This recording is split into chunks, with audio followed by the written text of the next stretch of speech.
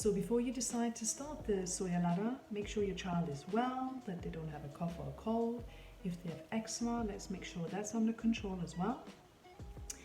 If your child has multiple allergies, don't start introducing other allergenic foods. Do one at a time. And also, if you could do it on a weekend, that would be great, because then you can keep a food and symptom diary whilst you observe your child up to 2 hours after you've given them the food. Because you never know. And therefore, keeping the medication that your child is on for their allergies is also a good idea, just in case. Now, this video is for children with non-IgE mediated allergies. It's not for those with IgE mediated allergies, because that's totally different, and that is not home introduction, definitely not. But it's still good to contact your dietitian or your doctor before you start this Soya Ladder. First step of the Soya Ladder is about to start. And you might be thinking, why has Nishti got all these unhealthy choices out, except for this one? It's because Soya Lecithin, which is the first ingredient that we need for step 1 of the Soya Ladder, is actually mainly found in foods like these. So I am very sorry about that, and that's why I went out of my way and I had to order this online. Now this is dairy-free as well, and if we look here, it contains soya lecithin. So you could add this to a cracker or a slice of toast, or you could add it into foods. Now Oreos are dairy-free, and they also contain soya lecithin. And again, these are dairy-free and contain soya lecithin. And these as well, dairy-free and contain lecithin. Hold on, let me just confirm that they are, yes, they are dairy-free. Nesquik, again, very unhealthy, contains milk, but it contains soya lecithin. So for those who don't have a milk allergy, you could try that. But honestly, if I was in your position, I would probably go for that one. But it's hard to get, I had to get it online. So I guess it doesn't do any harm to perhaps have a wafer, because they're quite low in sugar compared to these ones here. So soya lecithin is step number 1 of the Soya Ladder. Stage 2 of the Soya Ladder is all about soya protein, and here I've got a gluten-containing product and a non-gluten containing product, just in case. Now, the Shah gluten-free cream crackers contain soya protein, and of course there's no milk in there. So that's the first option.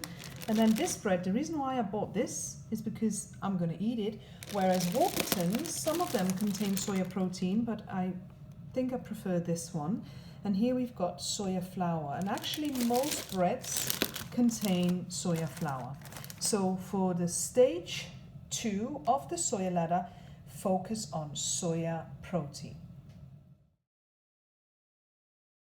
Stage 3 of the Soya Ladder is focused on fermented soya products. I've got some ideas here for you. It doesn't need to be these ones, these brands. It could be any brands that you may want to use. So here we've got soya sauce. Then we've got teriyaki sauce. And we've got tempeh, which is actually, oh, stay there, soya sauce. Tempeh is fermented soya beans, and I buy this in bulk. It's actually fresh, but I've frozen this because I buy it in bulk. So it's very tasty and very delicious, and it's fermented. So tempeh, soya sauce, and teriyaki are perfect products, fermented soya products, for stage 3 of the Soya Ladder.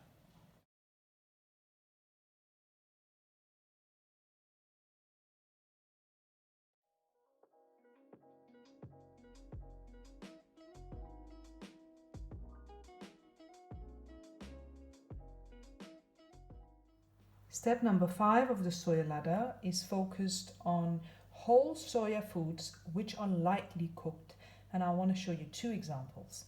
One, we've got vanilla this vanilla dessert, soya dessert. And it's quite delicious.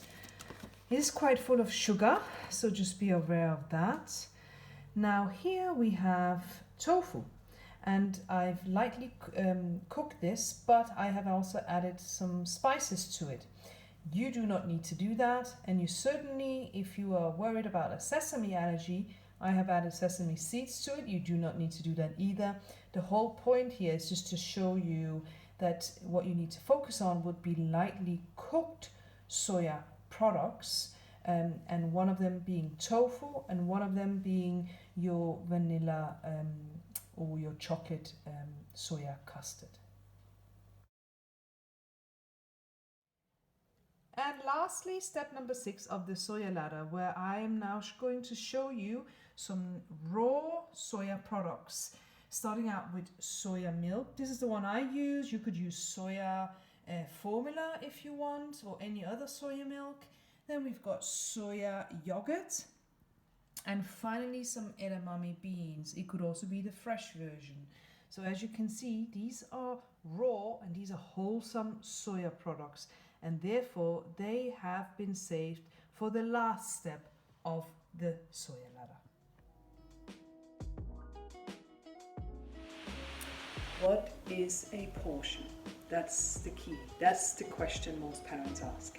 And for every parent, I always say, no size fits all, no portion size fits all. It's very individual. Some children, for instance, the other day I had a child who could tolerate a whole biscuit, or you know the crackers I showed you for stage 2 of the Soya Ladder. They were able to tolerate that, no problem. Another child that I've worked with could only tolerate a quarter. So it's very individual. For those that have not presented with very severe allergy symptoms, I usually say let's go for it. But then there are those where we have to be a little bit careful. So the portion varies depending on your child's symptoms and if they have other allergies. So unfortunately, I can't tell you the specific amount, but if you contact your dietitian, your doctor, or even myself, I'll be able to guide you. At each stage of the Soya Ladder, please consider the 3-day rule, which means that you are taking your time, you're introducing the stage 1, 2, 3, 4, 5, 6 food, whatever you are at, and you observe, you keep a food diary. For instance, if you are at stage 2, you could try various foods containing soya protein, right? And see how that goes. But again, do not do anything without consulting a doctor or a dietitian, because everyone is different and everyone needs to be treated differently. So the 3-day rule is generally what I tell my clients, but sometimes it's a little bit longer at each stage. Sometimes I use my clinical experience, we use gut feelings, we don't just go 3 days and that's it, because it's never just black and white when it comes to food allergies.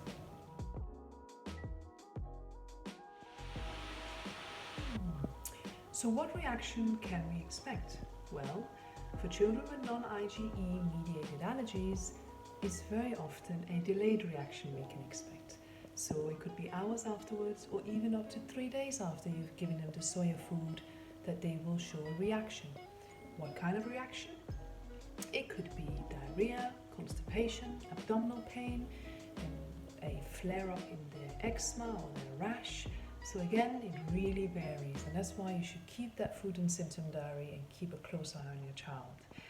And also, if you have, let's say, got to stage 4 of the Soya Ladder and your child reacted, then go back to the previous stage so they did tolerate for another 4 weeks before you then start the next stage again. But again, it's so individual. Sometimes it takes longer to go through the ladder, and sometimes it's just a whiz through. And that's why no size fits all, and that includes the information that I am giving you today.